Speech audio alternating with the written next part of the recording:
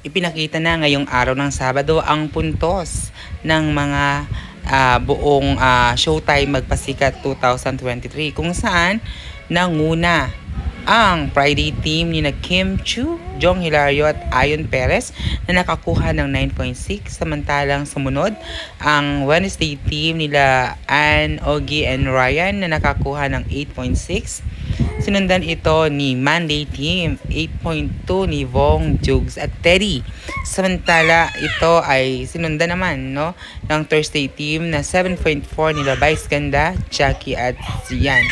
Samantalang huli sang Karil, Lassie and Ami na nakakuha ng 6.2. Nabigla ang lahat dahil ang kala nila ang magwawagi ay ang Monday team na kung saan ginaya nila Ginaya ni na Bong, si Dolphy, Jugs, Babalu at Red for White ni Ted. Sabalit, bigo sila na nabinggit ang purse, kung saan nakuha nila Kim Cho ito at nagkamit sila ng 300,000 pesos. Yun lamang po.